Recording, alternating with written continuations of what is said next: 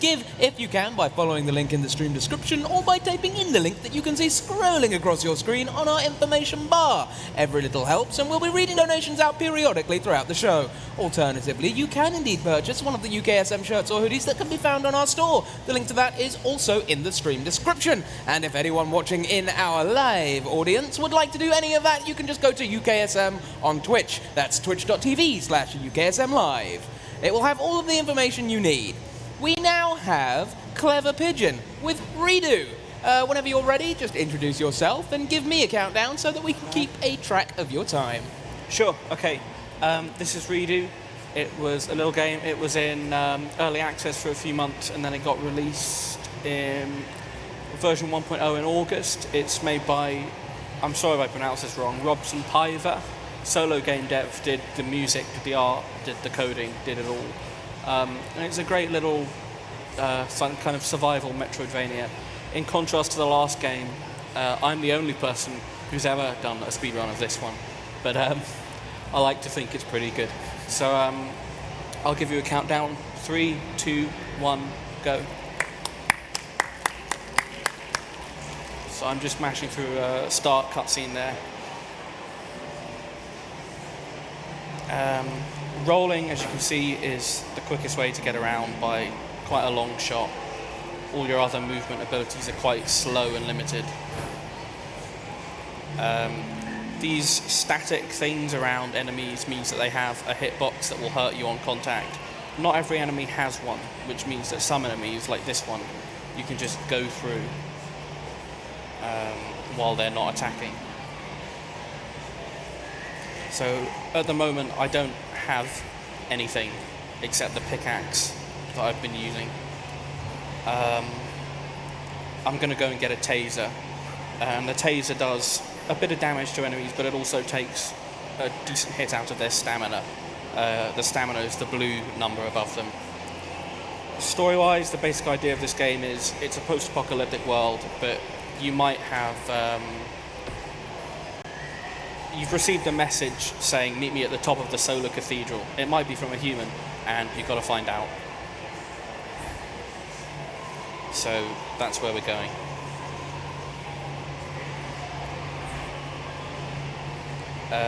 First we've got to get our way out of this particular area. You can see the taser in action here, so it stuns the enemy, and then it's dealt with.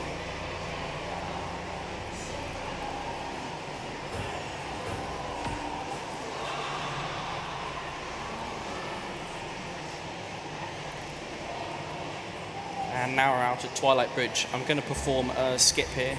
You can buffer roll inputs in the air, so I can just, instead of going all the way around, roll to get the submachine gun, which is useful because the submachine gun is pretty handy anyway. It's a quick damage dealer.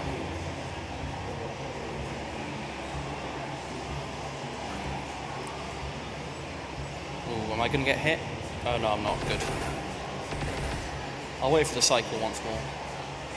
Right, so there are 4 kinds of boss enemy in this game. Just big enemies that deal quite a lot of damage. I only have to kill one of them. I'm going to kill 2 because one of them is a bit of a hassle. Here's the first one. You can just sort of tank damage through it from up there and roll. And that's boss number 1. We won't be seeing it again. I'm going to drop down here because that ladder stops me from having to take the long way around at the end of the run.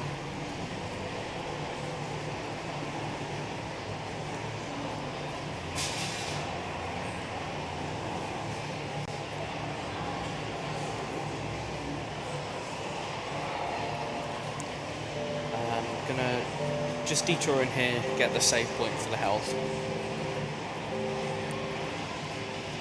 And here's a spot of RNG.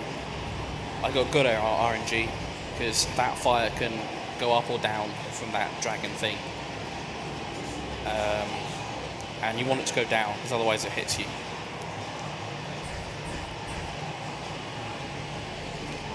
These things are a pain, but you can dodge them if you're careful. You can make them go the opposite way to you.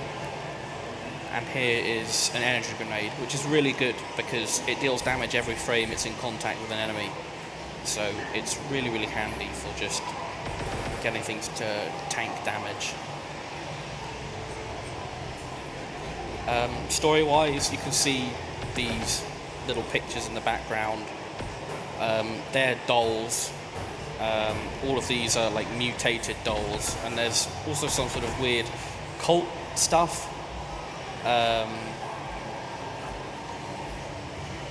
Like someone saw the face of God in a vision, tried to recreate it, and went mad because he couldn't. And it's all connected to how the sort of apocalypse came about. There's a sort of eldritch horror element to it. So now we're in the Solar Cathedral, which you'd think would be the end of it, but it isn't, because the door's locked.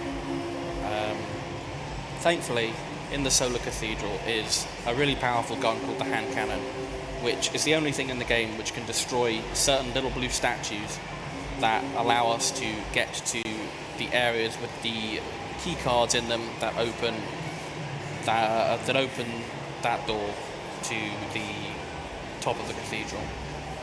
First one we're going to get is in here, and we're heading to the sculptor's building. The sculptor being the guy who had the vision.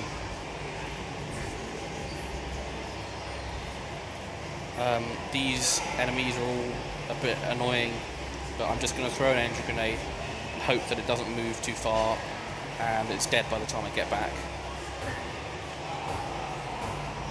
I'll wait the cycle out, I'd rather be careful. So these orbs, when they're moving, they do damage on contact. When they're standing still, they don't do any. There's one of the statues that you just dispatch. In this area, there are invisible enemies. You can hear it, like, having a go at me. I just know where they are. A red enemy like this has like double health, or it's powered up compared to a regular grey one. All the enemies in this game are grey, except when they're red. Gives it a really sort of creepy vibe, along with, all the rest of it. I'm going to throw a grenade down here. Thanks for moving out of the way. So I'll throw another one, because I don't want to get hit with its energy orbs mid-air, because it will stop me moving completely and I'll just fall to the bottom, and that can lose a decent amount of time. So I've come back round and I'm at the start, but I'm only really here to get the save point and go back. We're going to meet boss number 3. By the way, that big floating thing that was dropping bullets down, raining them down onto me, that was the second boss. We just sort of went past it. These garbage piles are a good bit of health. Spook warning. This thing just sort of lurches at you from off screen. It's called God's Head for lore-based reasons.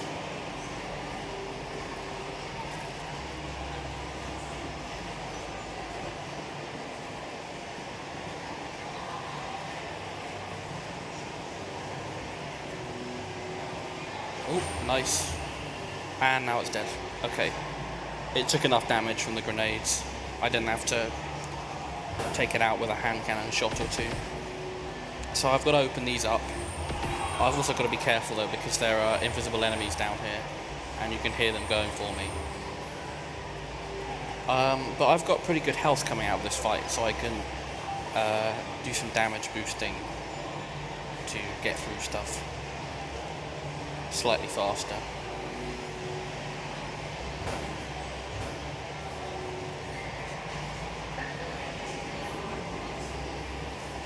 And a buffer or roll just helps me move along quickly around those tight corners. And now I'm back near the start, which is where you always get deposited from either of the areas with the key cards. You come out around that area. But now we're going for the second key card to the science department and to the only mandatory boss. Theoretically, you could skip God's Head, but it follows you all around that room, so it's a bit of a pain. This one you could skip in early access, but it got patched to deal more damage to you on contact, and now to skip it you'd have to have maximum health with all 5 health upgrades in the game, and also get pretty lucky with it only dealing 3 hits to you instead of 4. So it's not really viable anymore. But anyway, we're making our way into the science department. Around this point in the game, I can be relatively lax with health, but I've got to be careful to conserve my ammo for the boss. Oh dear. Hold on a minute. Just play it safe. I'll collect some extra ammo if need be. Oh dear. Oh no. That's fine. I was ready in the estimate. That's one of the hardest and most precise parts of the run.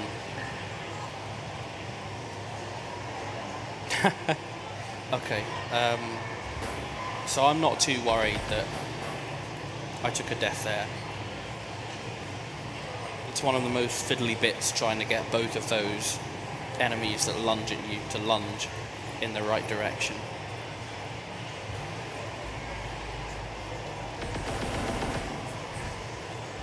I'm going to play it safe.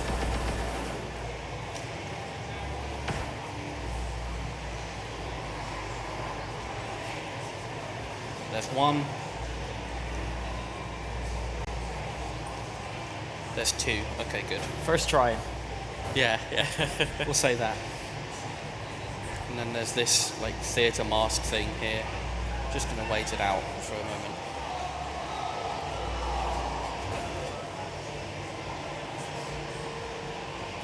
Here's a friendly friend who has very long arms. I'll wait for this one. When that floating theatre mask looking thing runs out of stamina, it sort of loses control almost and just runs off in. It fires things in all directions. Alright, coming down here, I guess spook warning again, possibly, is the last boss. It's called the Crawler, and you'll see why it's called that. Alright, so I'm good on health and ammo. Right, so it's crawling. It has another power, which is why I'm going over here. It can do that. And then it shoots a little enemy out. And then I put another grenade down. And I wait for it to do that again. And it's not too difficult once you know what you're doing. And especially with the grenades, they are a huge help.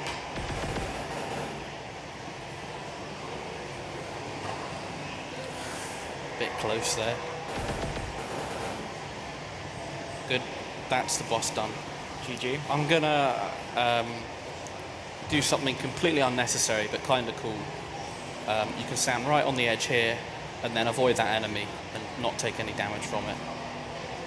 Theoretically it saves like a bit of time, I think, but I can just take the damage.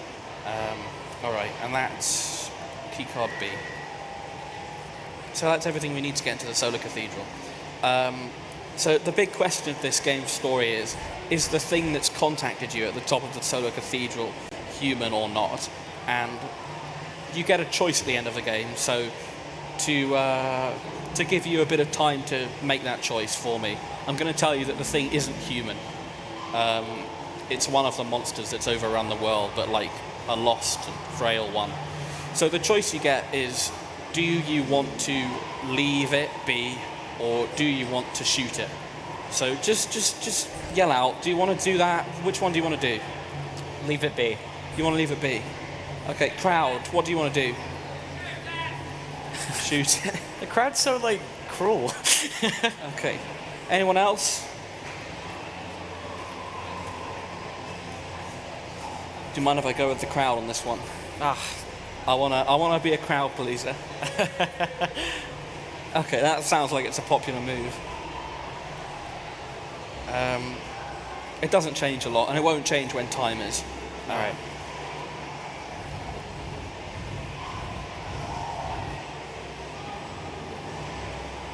I'm assuming it changes the ending you get. Is there a time save, depending on which choice you go for? No, it doesn't really make a difference. Not in any percent. In New Game Plus, it would make a small difference. So we're back.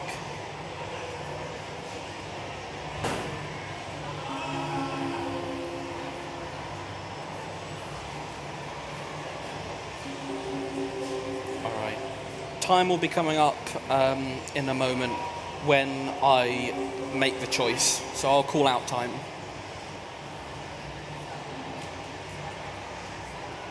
Alright, so that's the thing. You can see them flying in the sky above this area as well. Just need to mash through some text. Okay, and time. Thank you very much. Yeah, for all your trouble in any percent, what you get based on your decision is either the sound of a gunshot or no sound of a gunshot. New Game Plus expands on the lore a little bit, expands on the consequences of your decisions. But New Game Plus is harder. It's in the same world, but the obstacles are rearranged. There are more bosses. There are more weird enemies. And one day I'll figure out how to route that and speedrun that. But for the moment, I'm not quite there yet. But this game, both any percent, well, both New Game and New Game Plus, they're a good play. It took me about 4 hours to beat New Game. It's a bit misleading how long I took to beat New Game Plus because by then I already knew the game pretty well. But it's a good time, and I recommend it. And I recommend the efforts of this solo dev. Yeah, so that's Redo. Thanks very much for watching. Keep watching, keep supporting, and yeah, that'll be it from me. What's your PB in this game? Ooh, on early... For the run that we just watched. It's 14, 20, 30 something on version 1.0. Early access, I got something better. That was around 1431, so 1431. that was like a really good run. Do you want to do it on stream? Do the reveal, see whether I just got a record. I'll pull up speedrun.com. See whether I just got a... Because obviously I split the leaderboards between early access and the main game, because it's slightly different. Alright, you said I got 1431. Ah, no. Okay, my PB is 1424. Ah, it's pretty close though. Pretty close, that's pretty good. I'm quite happy with that. Well, that was Cleverpidgeon with Redo. We've got... Guys, we've got a run coming up for you now. Jeez Louise. You've probably just seen someone pull a dance pad up to the stage. He's not playing a dancing game. He's playing Sonic the Hedgehog and speedrunning it with a dancing pad. So, stick around to watch that. We've got Foe coming up with what we're calling Dance Pad Percent. So, yeah, remember we're doing this for special effect. Please give kindly, if you can. Bits and subs, including Twitch Prime, to our channel will